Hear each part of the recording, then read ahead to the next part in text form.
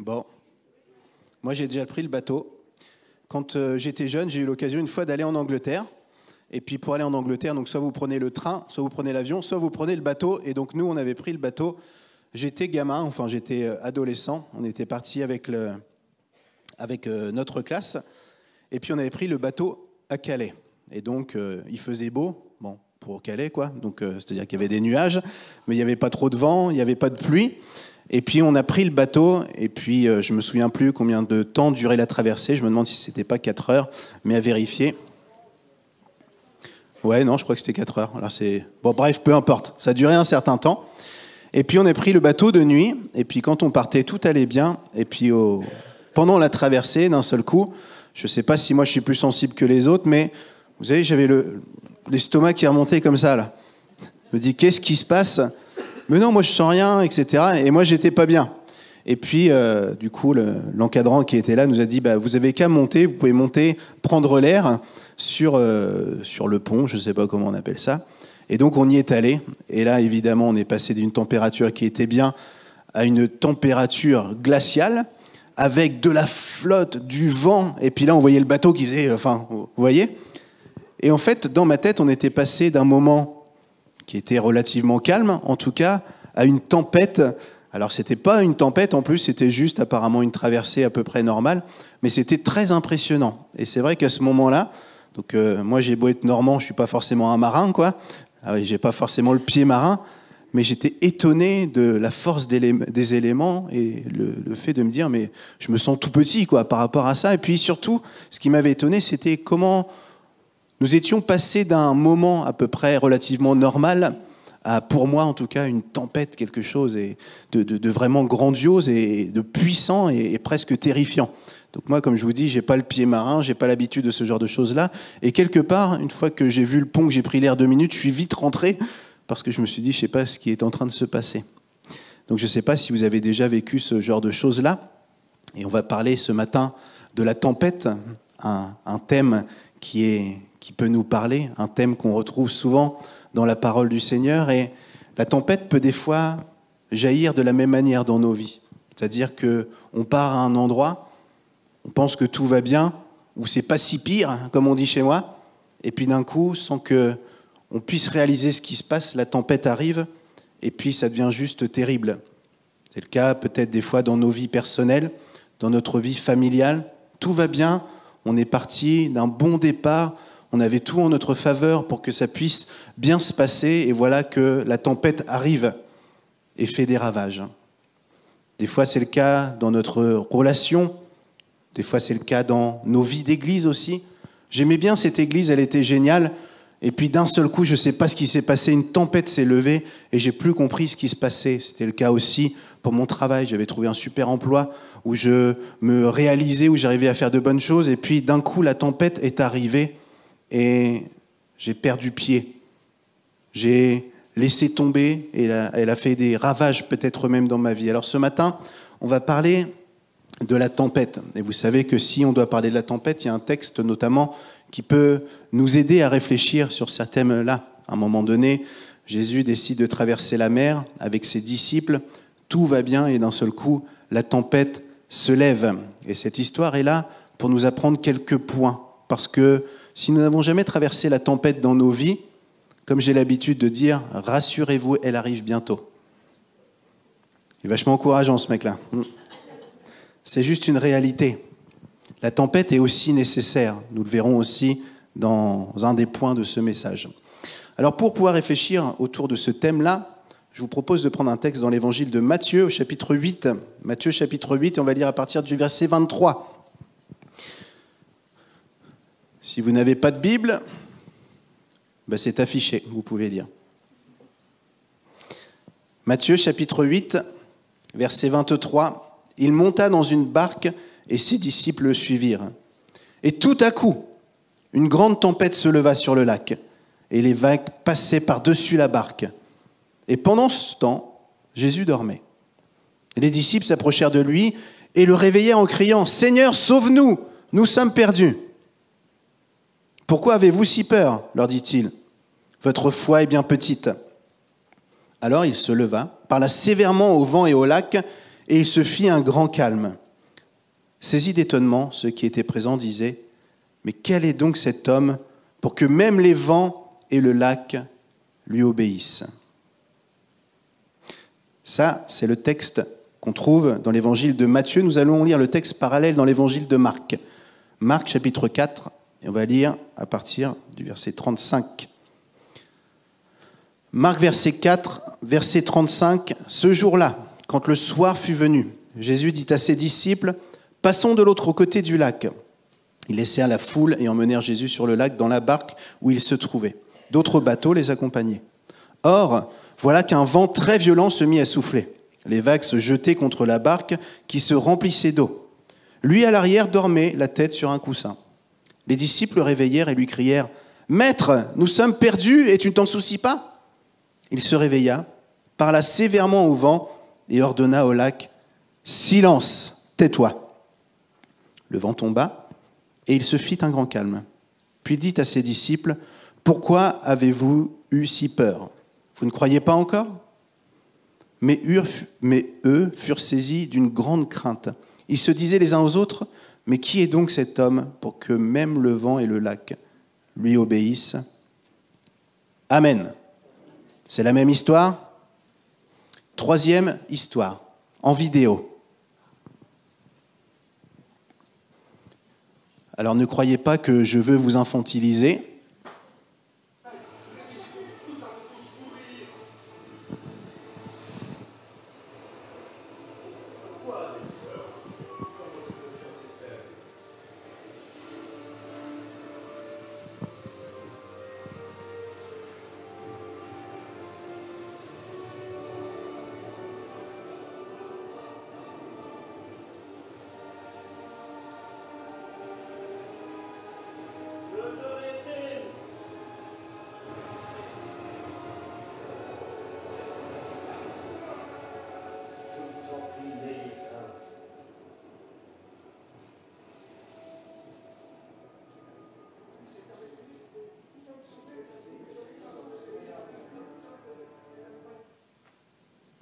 Voilà, c'est bien la même histoire.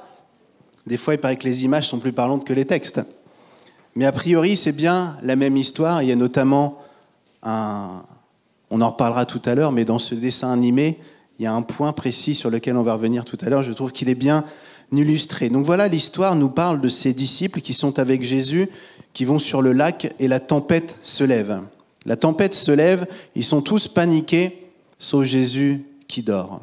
Et la barque, évidemment, dans ce contexte-là, représente un moyen de transport pour aller d'un point à un autre. Et nous, dans nos vies, nous avons aussi des barques pour aller d'un point à un autre, où nous cheminons au travers d'une barque.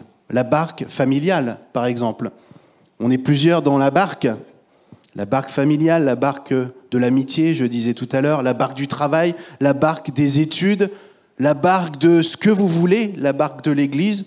Vous mettez tous les points que vous voulez dans la barque, mais des moyens de progression, on va d'un point à un autre. Et puis, cette image de la barque sur le lac qui, à un moment donné, est chahutée, peut nous parler. C'est ce que je disais en introduction, c'est que des fois, il arrive dans nos vies que nos barques soient malmenées. Peut-être les uns les autres ont subi la tempête et peut-être que même la barque n'a pas résisté aujourd'hui. Peut-être qu'elle a été cassée, ou peut-être que la barque a tenu bon. Mais au final, nous le savons, c'est que dans la barque de nos vies, quelle que soit la barque, c'est qu'à un moment donné, la tempête vient. Elle vient fragiliser, elle vient éprouver, elle va venir peut-être révéler ce que nous croyons vraiment, mais en tout cas, elle vient faire quelque chose. Et ce qu'on pourrait se dire, je dirais logiquement, c'est que lorsque la tempête vient fracasser notre barque, je pense qu'à peu près 200% d'entre nous, on a la même réaction. C'est qu'on a peur. Qu'est-ce qui se passe dans ma vie ? Qu'est-ce qui se passe dans mon couple, dans la barque de ma famille ? Qu'est-ce qui se passe dans la barque de mon emploi, de mon église ?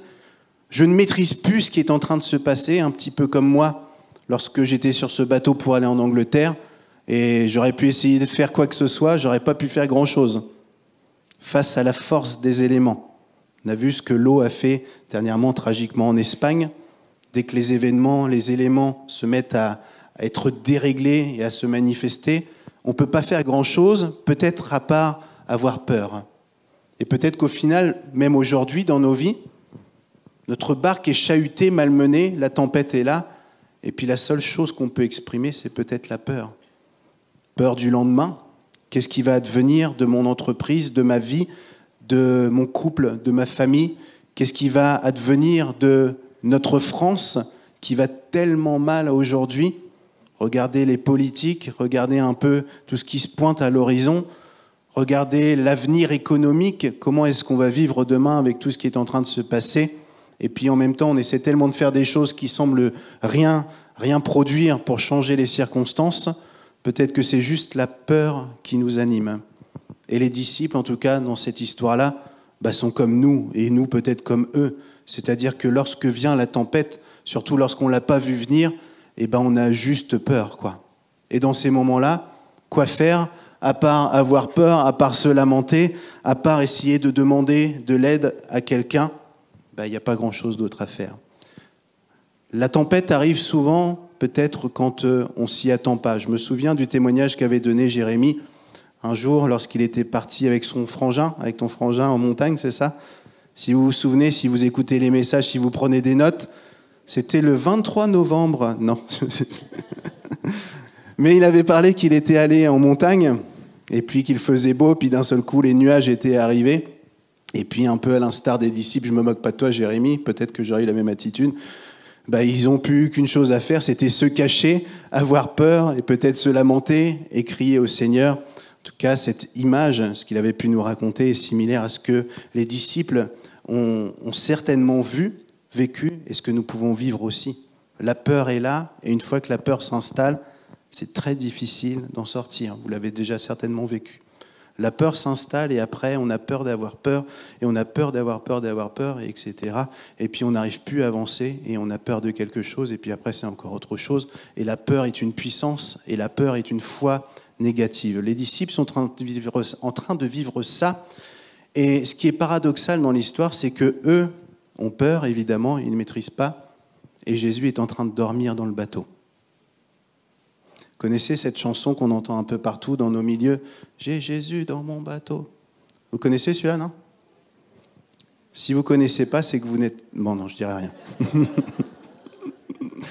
Allez taper sur Internet, il y a, je ne vais pas dire un cantique quand même, mais en tout cas, il y a une chanson chrétienne, on va dire, qui s'appelle « J'ai Jésus dans mon bateau ». Même dans la tempête, il me tend les bras, etc. Mais Jésus, il dort au fond du bateau, mais j'ai Jésus dans mon bateau. Et ses disciples ont peur, et ils ont Jésus dans leur bateau. Mais ils ont peur. Et Jésus dans le bateau, il dort. Alors est-ce qu'il dort parce qu'il est fatigué, ou est-ce qu'il dort parce que lui, au contraire des disciples, maîtrise? Lui, il sait ce qui va se passer. Lui, d'une certaine manière, il est au contrôle. Lui, il sait ce qu'il y a à l'avance. Mais les disciples, ça ne les empêche pas d'avoir peur. Un peu comme nous, au final. On a Jésus dans notre bateau. Dieu est là, n'est-ce pas? Nous le prions, nous chantons, nous le proclamons chaque dimanche. Là où 2 ou 3 sont réunis en mon nom, Jésus est là. Et ça ne nous empêche pas d'avoir peur. Au final, on est un peu comme ses disciples. Et Jésus dort. Il rappelle ce qu'il enseigne, notamment dans différents passages, de ne pas s'inquiéter pour ce qu'on doit manger, ce qu'on doit boire. Ne vous inquiétez pas de ce qui peut tuer le corps. Et Jésus est dans ça. Il est dans la paix, il est pleinement en Dieu. Il est dans le bateau et il dort. Et voilà que les disciples le réveillent. « Maître, maître, on va mourir. Il y a une vague là qui est passée tout à l'heure, elle a failli nous emporter. » Jésus se réveille. Et ce n'est pas un problème au final que les disciples interpellent Jésus.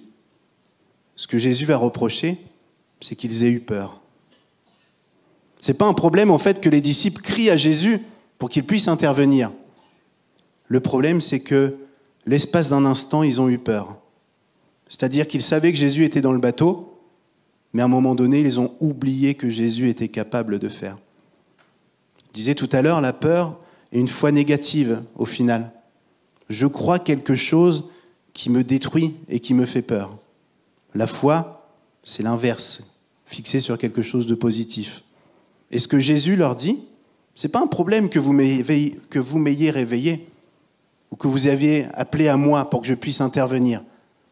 Ce que je vous reproche d'une certaine manière, c'est que vous avez cru que je n'étais pas capable en ayant peur. C'est qu'à un moment donné, vous êtes tellement confrontés que vous m'appelez. Mais au final, vous avez eu peur. Alors, Dieu est un Dieu de grâce, est un Dieu d'amour. Mais quelles sont les circonstances de nos vies qui créent de la peur chez nous? Peur de l'avenir, peur de la maladie, peur de perdre telle ou telle chose. On peut décliner à l'infini tout ce qui nous fait peur. Peut-être que le Seigneur nous rappelle ce matin que dans ces circonstances de vie, c'est peut-être un endroit où on a oublié que Jésus était dans le bateau avec nous et qu'il était au contrôle. Ne vous inquiétez pas de ce que vous mangerez, de ce que vous boirez, de la crise économique. Faites-moi confiance, je suis dans le bateau. Et les disciples, cette histoire-là nous enseigne que des fois, à l'instar de ces disciples, la tempête peut nous faire peur et on oublie que Dieu est tout-puissant et qu'il marche avec nous. D'une certaine manière, la tempête est nécessaire. Je ne sais pas si vous avez remarqué que dans vos vies, lorsque tout va bien, on peut être en danger. Moi, j'ai remarqué que lorsque tout va bien, on n'a besoin de rien. Peut-être que c'est le cas de nos pays occidentaux, d'ailleurs. Pendant longtemps, on n'avait besoin de rien parce qu'on s'autosuffisait avec nos richesses. On pouvait pourvoir à tous nos besoins, en termes de maladie, en termes de travail, etc. Et puis la tempête qui est là, qui est en train de souffler, nous rappelle que nos sécurités sont bien légères. Et puis, je crois que dans les moments que nous vivons, dans les circonstances de vie que traverse notre planète Terre, je crois que beaucoup sont en train de s'interroger, de se dire, mais on a peut-être besoin que quelque chose d'autre que nos finances, nos biens matériels, et en fait, on a peut-être juste besoin de Dieu.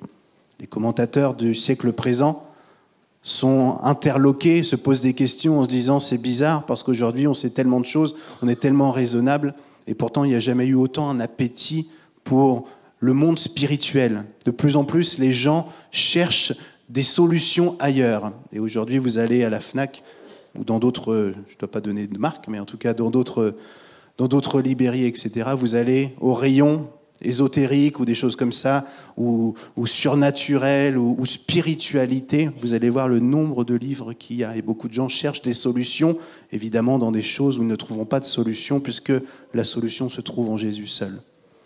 Mais au travers de la tempête que nous pouvons traverser, c'est là où on peut être interpellé, se dire, mais on a besoin de quelque chose de plus. Tout allait bien peut-être pour les disciples, ils étaient avec Jésus, et puis tout allait bien, et puis la tempête est là. Et elle vient révéler plusieurs points. La tempête va révéler dans nos vies que Dieu est Dieu. Et ce qui est intéressant dans le texte que nous lisons, c'est que pour les disciples, dans ce contexte-là, au moment où la tempête arrive, Jésus est quelqu'un de bien. Il est un prophète, certainement. Il est quelqu'un rempli d'une grande sagesse. Il est rempli d'amour. Mais pour l'instant, ça s'arrête là. Il n'est pas Dieu ni le Fils de Dieu. Il est juste quelqu'un de bien. Et au travers du message qui est véhiculé par cette tempête et la révélation et l'action de Jésus dans cette circonstance-là, les disciples qui sont baignés dans une culture juive se souviennent, si je peux dire, de leur catéchisme. Ils se souviennent des psaumes qu'ils ont lus et qu'ils ont appris. Et ils se disent, tiens, c'est bizarre, dans la manière dont Jésus agit, en fait, il se comporte comme Dieu. Vous avez le psaume 65, versets 1 à 8, nous dit au chef des chœurs, un psaume de David, « Cantique, notre calme attend à toi et ta louange que nous t'offrons. Dieu, en Sion, et nous accomplissons les vœux que nous t'avons faits. Toi qui écoutes notre prière, tous les humains viendront vers toi. Le poids des fautes pèse sur moi, il est trop lourd, mais tu pardonnes tous nos péchés. Heureux celui que tu choisis pour l'inviter auprès de toi, à demeurer dans tes parvis. Nous y goûtons tous les bienfaits de ta maison et la sainteté de ton palais. Dans ta justice, tu nous réponds. Par des merveilles, ô Dieu sauveur, espoir des hommes, jusqu'aux confins de la terre et jusqu'aux îles lointaines, il établit fermement par son pouvoir les montagnes et se revêt de puissance. Il calme le bruit des mers, tout le fracas de leurs vagues et le tumulte des peuples. Ça, c'est ce que dit David en parlant de Dieu. Il est celui qui calme les flots, les vagues de la mer. Et quand Jésus, à ce moment-là, intervient, parce que les disciples l'interpellent, il calme la mer, et là, il passe, si je peux dire, du statut prophète, homme bien, à celui de Dieu lui-même. Vous comprenez ce qui change dans la tête des disciples. C'est-à-dire qu'ils découvrent que ce Jésus qui est sympa, qui est avec eux dans le bateau et qui dort, il n'est pas juste ce prophète sympa, mais qu'il est Dieu lui-même. Et ce que ça nous dit à nous, c'est que dans nos tempêtes, dans ce que nous pouvons traverser, lorsque la peur nous a rongés encore et encore, et qu'on demande à Jésus de se lever, c'est là que nous découvrons qu'il est Dieu. Je crois que des fois, dans nos vies, nous avons une connaissance des évangiles, nous avons une connaissance de tel point sur Jésus ou sur Dieu, mais est-ce que nous le connaissons comme étant le Dieu de nos vies ? C'est une bonne question à se poser. Dans les circonstances compliquées, dans la tempête, Dieu, en tout cas, veut se révéler comme étant Dieu dans nos vies. Ou peut-être dire autrement, dans des domaines de nos vies où il n'est pas Dieu encore, où c'est justement la peur qui peut régner. Dans ce passage-là, les disciples réalisent au final que Jésus n'est pas simplement le gars sympa, mais qu'il est Dieu. Peut-être que de la tempête que tu traverses dans ta barque, c'est l'occasion que tu découvres que Dieu est Dieu et qu'il est souverain. Je dis souvent, face aux crises, nous avons peur et nous essayons de trouver des solutions par nous-mêmes. Je vais faire telle et telle chose pour m'améliorer, pour me sortir de telles circonstances. Et puis nous disons, « Ah Seigneur, je te prie que tu puisses intervenir dans ma situation, regarde comment je vais faire, bénis mon action. » Et des fois, nous oublions de dire, « Ok, je te laisse les rênes. » La tempête est là, je crois, des fois, pour nous acculer. Il y a ce qu'on sait faire et ce que Dieu a décidé de faire. Et il peut faire quand nous, on ne sait plus faire. Alors peut-être que des fois, nous pourrions faire le choix de le laisser faire. Quelle est notre vie de prière, par exemple ? C'est une question à se poser. De quelle manière est rythmée ma vie ? Par la prière ou par mes actions, par mes choix ? Je disais tout à l'heure, quand tout va bien, on a besoin de personne. Et des fois, peut-être dans des communautés ou dans nos vies, quand tout va bien, alors on garde toujours une part de prière, parce qu'on est chrétien, parce qu'on a appris, mais qu'est-ce qui anime véritablement notre prière ? Par contre, quand tout va mal, quand la tempête est là, est-ce que c'est pas dans ces moments-là où on crie vraiment à Dieu ? Est-ce que c'est pas dans ces moments-là où notre intercession prend du poids et de la ferveur ? Quand la tempête arrive, au final, c'est quelque chose de bien parce que ça révèle qui Dieu est. Et je crois que les derniers messages, tout ce qu'on a pu vivre dernièrement, nous rappellent ce point-là, que Dieu veut être Dieu. Alors, si nous vivons la tempête, si nous sommes chamboulés à droite et à gauche, peut-être disons au Seigneur, dès maintenant, interviens. Je refuse peut-être toute peur ou je ne vais pas me laisser gagner par la peur, mais interviens maintenant. Et lorsqu'on interpelle Jésus, bizarrement, il se lève. La tempête est nécessaire pour révéler qui Dieu est, mais pour révéler aussi ce que nous croyons de Dieu. On ne va pas jeter la pierre aux disciples, mais au final, pourquoi ils ont peur ? Parce qu'ils ont peur de mourir, parce qu'ils ont peur d'être renversés par une vague, ils ont peur d'être noyés, tout simplement, et c'est légitime. Mais est-ce que Jésus leur avait pas parlé un peu de l'avenir, ou des projets qu'il avait pour eux ? Est-ce qu'ils n'avaient pas côtoyé Jésus ? Est-ce qu'ils n'étaient pas au courant de certaines choses ?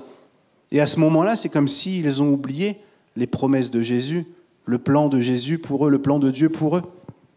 Et la tempête, à l'occasion, révèle aussi ce que nous croyons véritablement de l'œuvre de Dieu en nous et de la destinée qu'il a pour nous. Quels sont les projets de Dieu pour nous ? Vous avez une idée ? Ouais, ça c'est au niveau global, c'est tout ça. C'est vrai. Est-ce que Dieu vous a promis des choses ? Est-ce que Dieu vous a montré certaines facettes dans lesquelles il veut vous utiliser ? Qu'est-ce que Dieu vous a promis ? Qu'est-ce que vous croyez véritablement de qui Dieu est ? lorsqu'on vit des moments de tempête, c'est l'occasion de voir ce qu'on croit véritablement. Et les disciples, au final, s'inquiètent, mais il n'y avait aucune raison, puisque Dieu avait parlé avant, Jésus avait parlé. Ils étaient certainement au courant de certaines choses, et en plus Jésus était dans le bateau. Donc humainement parlant, quelqu'un de très rationnel aurait pu bien dire « Oh écoute, je vois pas vraiment pour que tu t'inquiètes, il n'y a aucune raison, écoute, tu vois, il y a ça, c'est en place, ça, c'est en place, Jésus a parlé, en plus il est avec vous, il n'y a aucune raison d'avoir peur. » Et certainement qu'ils auraient dit « Oui, on est au courant, mais on a peur quand même. » Et vous savez, il y a une différence entre savoir, connaître dans son cerveau et croire. Il y a tellement de circonstances dans ma vie que je pourrais vous énumérer où je vous dirais, oui, je sais, ça se passe comme ça, mais est-ce que je crois vraiment? Et puis il y a des hauts, des bas, il y a des étapes dans nos vies, et puis à un moment donné, moi j'ai été confronté à la tempête, et ça reviendra encore, et puis c'est pas un souci, mais où j'ai réalisé que peut-être même des fois ce que je prêchais, c'est pas que j'étais contre, c'est pas que c'était du cinéma, mais j'avais peine à le croire vraiment. Je le savais, c'était logique, je l'avais appris, mais je ne le croyais pas vraiment, parce que lorsque la tempête est venue, je me suis rendu compte que mes émotions, mes angoisses étaient plus présentes que ce que je croyais véritablement. Alors Dieu est un Dieu de grâce, il est un Dieu de bonté, et il utilise les tempêtes pour nous faire grandir. Et les disciples, à l'issue de cette histoire-là, évidemment, ressortent du bateau d'une manière différente. Les tempêtes nous font peur, nous angoissent, on n'a pas envie de vivre les tempêtes, mais au travers de nos tempêtes, Dieu veut se révéler. Et la seule chose dont nous avons besoin, chers frères et sœurs, c'est que Dieu se révèle en nous et au travers de nous. Et la seule chose qu'ont besoin les gens qui sont autour de nous, nos amis, nos proches, nos familles, c'est que Dieu soit révélé au travers de nous. Ils n'ont pas besoin de connaître nos versets bibliques que nous ne croyons même pas, des fois. C'est dur de dire comme ça, mais des fois c'est vrai. Nous proclamons tout un tas de choses, mais quand on doit les vivre, des fois, on est loin. Dieu veut se révéler en nous, au travers de nous, et souvent il utilise la tempête. Et dans la tempête, nous voyons dans cette histoire, souvent ce qui nous fait peur, c'est que Dieu reste silencieux. Nous avons cette manie, si je peux dire, cette habitude, liée à notre époque, liée à notre culture, de vouloir tout de suite. Et c'est encore plus le cas aujourd'hui que peut-être il y a 50 ans. Aujourd'hui, vous avez certains magasins américains que je ne nommerai pas. Vous commandez sur Internet, vous l'avez le lendemain. Et ça, c'est un critère, ça marche. On veut tout de suite. Et puis lorsque nous vivons la tempête, nous tous, moi y compris, on demande au Seigneur, on a peur, on voit la chose qui arrive et on pense que Dieu va régler les choses tout de suite ou qu'il va nous parler tout de suite. Je me souviens d'étapes de ma vie où je criais à Dieu en lui disant « Mais parle-moi, montre-moi une direction, interviens » et il n'y avait rien qui se passait. C'était terrible. Un peu comme ces disciples, peut-être j'étais en train peut-être de me dire « Mais qu'est-ce que fait Dieu? Est-ce qu'il existe vraiment même? Ou alors il dort? Ou il m'a oublié? Ou alors je suis tellement loin de sa volonté que du coup il ne me parle plus ?» On peut se mettre plein de raisons dans la tête, mais cette histoire nous montre que Jésus dort. Parce qu'il est dans ses plans, parce que lui n'a pas besoin de ça. Et du coup, lorsqu'il dort, il est silencieux. Et on voit ce petit dessin animé là, pour illustrer. On imagine que ça se passe comme ça. Les disciples commencent à s'agiter partout. Ils commencent à s'encourager, à avoir peur les uns et les autres. Vous savez, ça passe comme ça. Et souvent, c'est ça dans les églises. Il y en a un qui a peur, et puis qui dit « Oh, t'as vu ce qui s'est passé là ?» Et puis c'est un deuxième, et puis un troisième, etc. Et puis la peur est contagieuse, et puis on commence à s'exciter, et puis à faire des choses qui sont des fois même irrationnelles. En tout cas, Jésus, lui, dort. Est-ce qu'il entend un petit peu? Est-ce qu'il fait semblant? On ne sait pas vraiment ce qui se passe, en tout cas. On aimerait bien avoir les sous-titres et les pensées. Mais en tout cas, il ne dit rien. Et c'est ça qui est terrible dans nos tempêtes, c'est quand Dieu reste silencieux. Quand on est là à s'agiter, qu'on essaie de faire tout un tas de choses, et même des fois à crier à lui, et puis qu'il n'y a rien qui sort. Ou alors l'intervention de Dieu n'est pas comme celle qu'on avait imaginée. Ça m'est arrivé tellement de fois, de me dire « Seigneur, parle-moi ». aller à des conventions, à des pastorales, des choses comme ça. Parle-moi. Et puis je repars, je me dis, Dieu ne m'a pas parlé. Le silence de Dieu dans la tempête, c'est quelque chose qui est difficile à vivre. Et les disciples sont là, ils ont peur, et à un moment donné, ils interpellent Jésus, et Jésus se lève, et les choses changent. Et Jésus se lève parce qu'il y a tout un contexte qui fait qu'il peut se lever maintenant et qu'il peut intervenir. Est-ce qu'il n'aurait pas pu se lever avant ? Certainement, mais il ne l'a pas fait. Et dans les tempêtes, nous savons, nous connaissons que les temps de Dieu ne sont pas les nôtres. Et qu'il y a tout un temps nécessaire avec un temps de silence de Dieu qui est là peut-être pour faire germer dans nos cœurs ce qui doit germer. Extraire la peur peut-être, grandir en foi, ou je ne sais pas, mais le plan de Dieu n'est pas le nôtre, ni le timing de Dieu n'est pas le nôtre. Il y a le temps du silence, et puis il y a le temps où Jésus décide de se lever, et là les choses changent. Peut-être que tu traverses la tempête ce matin, peut-être que tu es dans la barque, et tu pries, tu intercèdes, tu dis « Seigneur, parle-moi », et le ciel est d'airain, il n'y a aucune voix qui sort du ciel, mais peut-être que c'est le temps où Jésus a décidé de se lever malgré tout. Peut-être que le temps vient, et Jésus se lève et les choses changent. Et le Jésus, ami, prophète, sympa, avec une bonne philosophie, peut devenir Dieu dans ta vie et intervenir auprès de tes circonstances. Alors dans l'histoire, Jésus se lève à un moment donné, il leur fait ce reproche en leur disant « Mais pourquoi vous avez eu peur ?» Et puis il prend la parole, il menace la mer, il menace les éléments et le calme arrive. Quelque chose qu'un homme ne peut pas faire, quelque chose qu'une femme ne peut pas faire non plus, mais que seul Dieu peut faire.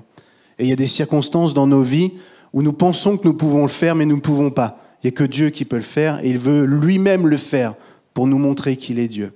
Et il y a quelque chose d'intéressant qu'on a vu aussi dans ce dessin animé, si vous avez été attentif, c'est que Jésus se lève, il menace.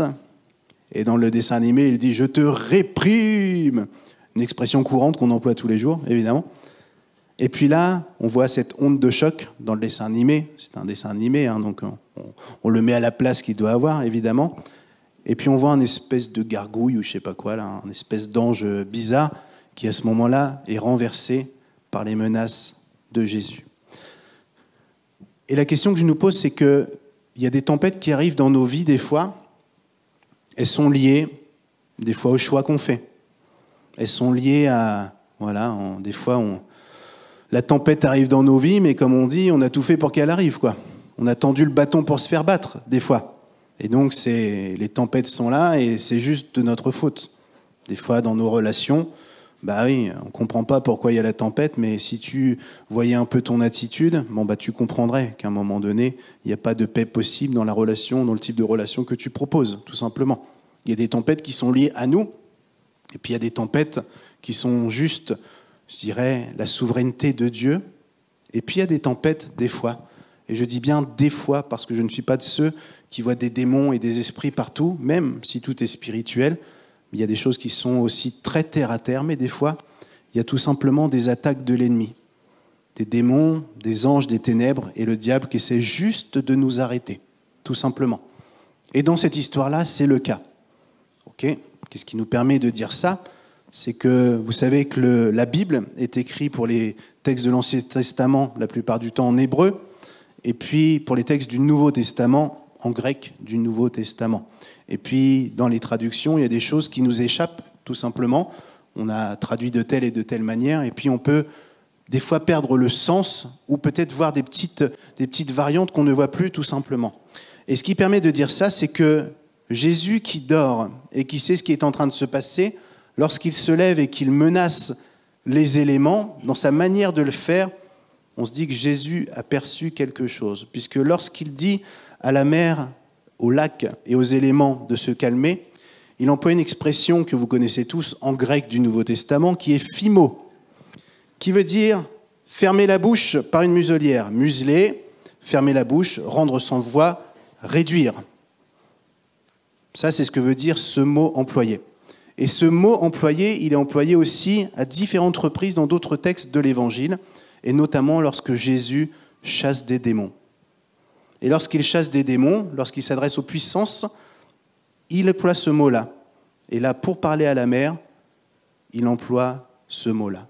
Alors, force est de constater que derrière cette tempête, il y a certainement une action démoniaque que Jésus discerne.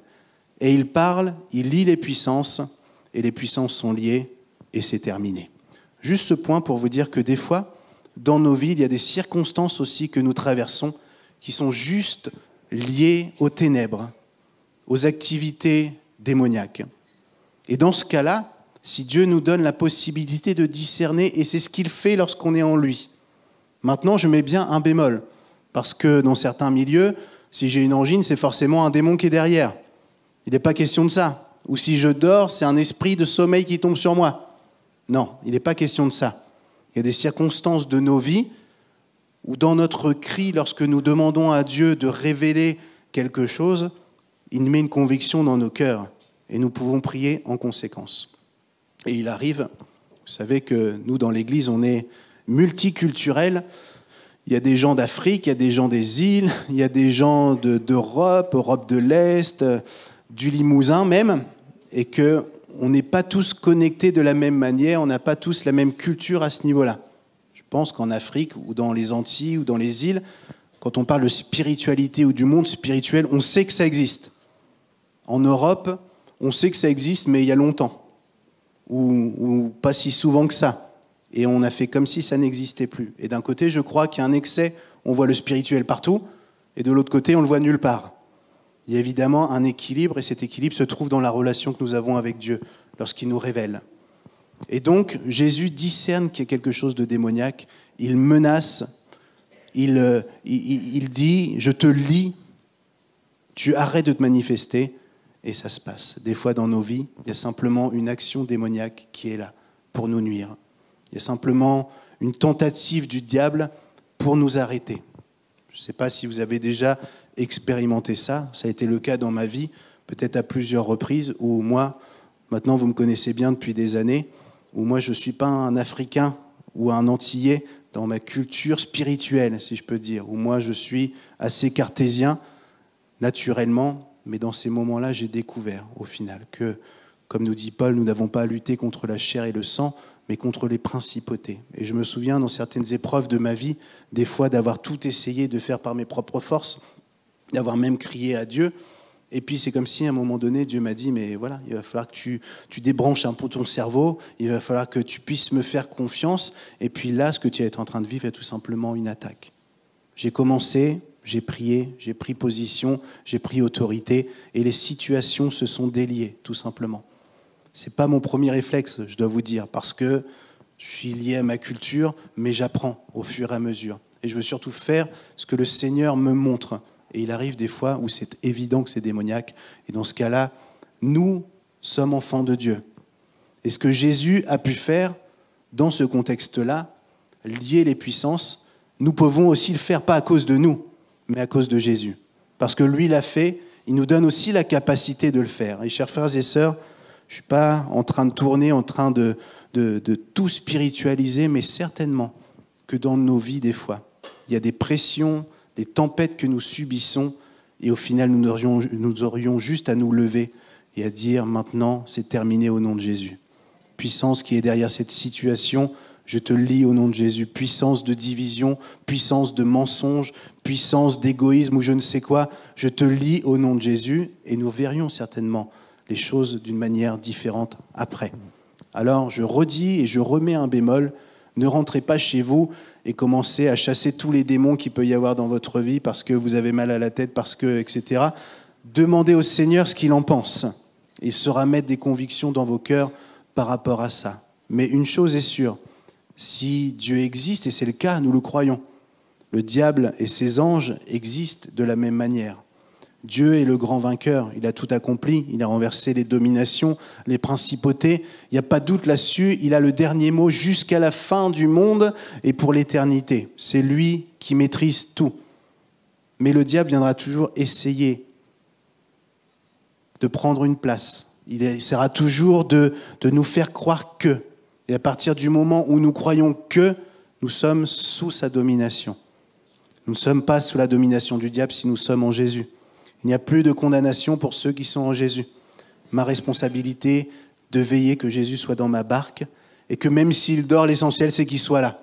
Et s'il est là, si je suis à ses côtés, j'ai autorité pour parler et dire au nom de Jésus toutes ces choses-là qui sont là pour me nuire, au nom de Jésus, maintenant vous dégagez. Vous connaissez Samuel Peter Schmidt, le pasteur de Mulhouse. Il a vécu, j'en parle puisque c'est public, il a témoigné de ça au public, vous pouvez avoir accès aux vidéos. Et son fils Benjamin, que vous devez connaître aussi, à un moment donné, il a vrillé, on va dire. On l'a classé comme malade psychologique, psychiatrique, pardon. Et puis l'histoire a duré pendant un long moment. Il vivait des troubles dans la famille et cette histoire-là prenait une ampleur phénoménale et impactait toute la famille.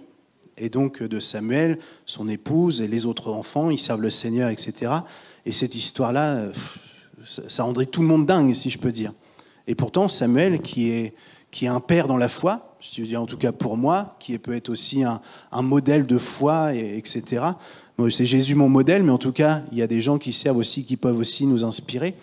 Et puis, lui n'avait pas réalisé, je lui jette pas la pierre, bien entendu, c'est toujours facile de dire, il n'avait pas réalisé qu'il y avait quelque chose de spirituel derrière tout ça, au final. Et il subissait, il encaissait, et puis ça allait de pire en pire, et ça causait vraiment des troubles dans la famille, jusqu'à un moment donné où un pasteur est venu chez lui, et ce pasteur, j'ai oublié le nom, peu importe, et puis, non, il n'allait pas chez lui, il allait chez son voisin, c'était de la famille, et puis personne n'était au courant de l'histoire, parce qu'il gardait ça, évidemment, ces personnes médiatisées, donc vous savez ce que fait le milieu médiatique, c'est qu'on sait un truc, c'est déformé, et puis ça prend une ampleur phénoménale. Donc ils avaient fait le choix tout simplement de prier en famille, et que personne n'était au courant de ça. Et donc je reviens à mon pasteur qui arrive chez le voisin de Samuel, qui n'est au courant de rien, et puis qui dit, mais qu'est-ce qui se passe chez Samuel là? Parce qu'il dit, je vois, alors, je ne sais plus s'il avait vu un démon, mais il avait vu un truc bizarre au-dessus de la maison. Ok? Ça a commencé comme ça. Et puis du coup, le voisin dit à Samuel, il y a telle personne qui est venue et qui a vu ça. Puis Samuel dit, ah bon, attends, on sert le Seigneur, il n'y a pas de démon chez nous, etc.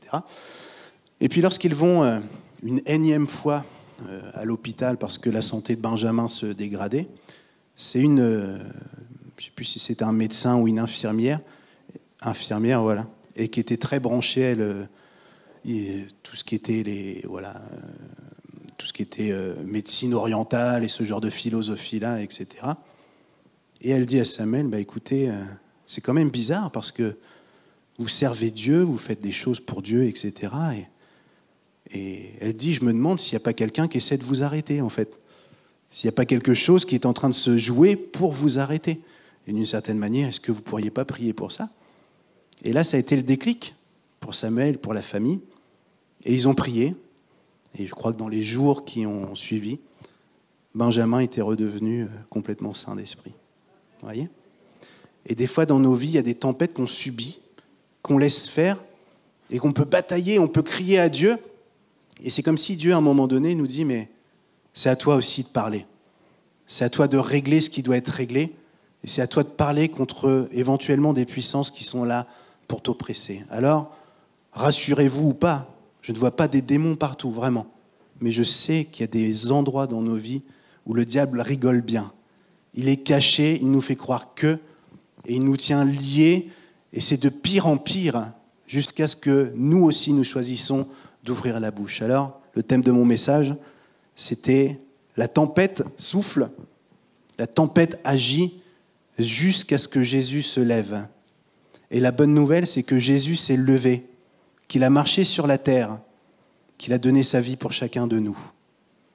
Et Jésus s'est levé et nous devons marcher à sa suite.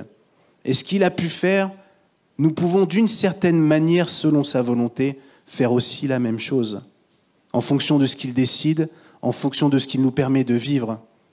Et que par les mêmes aux éléments, par les mêmes aux démons et ce qu'il y a derrière, nous avons la capacité de le faire, pas à cause de nous, mais à cause de Jésus, qui a fait de nous ses enfants, qui a fait de nous ses frères, ses sœurs. Nous sommes de la même famille, nous sommes porteurs de la même autorité. Et ce qui va faire la différence, voyez-vous, c'est pas de le savoir, c'est de le croire. C'est ça qui fait la différence. C'est si je crois. Alors Seigneur, merci pour ta parole. Merci parce qu'elle est la vérité, nous le croyons. Merci parce qu'elle nous interpelle, elle nous bouscule peut-être, mais elle est la vérité. Te demandons, Père, que ton esprit confirme ce qui vient de toi tout au long de ce message. Que ce qui a été donné par le canal que je suis, certainement bien imparfaitement, puisse descendre dans le cœur en fonction de ce que tu as prévu. Père, nous te bénissons pour les tempêtes que nous pouvons traverser. Les tempêtes qui viennent peut-être ébranler, secouer, sans qu'on les voie venir, mais qui font qu'au travers de ces tempêtes, tu peux te révéler comme Dieu. Père, te demandons pardon pour toutes les fois où c'est nos peurs qui gagnent, c'est nos angoisses qui gagnent, plutôt qu'une foi véritable en toi et en ton œuvre. Père, merci parce que tu ne nous juges pas, tu nous encourages, tu nous reprends et tu nous relèves. Te louons pour ça. Seigneur, qu'au travers des tempêtes que nous traversions, nous puissions nous souvenir des plans que tu as pour nos vies, d'un point de vue global, mais aussi à titre individuel. Père, que nous puissions saisir dans les tempêtes que nous traversons aussi qui nous sommes en toi. Et pas simplement le savoir, mais le croire jusqu'au fond de nos cœurs. Saint-Esprit, que tu puisses confirmer tout ça en nous. Et Père, dans les tempêtes que nous traversons, dans tout ce que nous pouvons vivre, qui nous ébranle, qui nous chahute, que nous puissions aussi discerner ce qui est en train de se passer. Père, viens mettre des convictions dans nos cœurs. Donne-nous de voir ce qui vient de toi ou ce qui est envoyé par quelqu'un d'autre pour nous nuire. Père, que nous puissions réaliser dans ces moments-là que nous sommes tes enfants et que nous avons aussi autorité que tu nous confies en toi. Père, je te remets chacun de nous. Je te remets chacun de nous ce matin.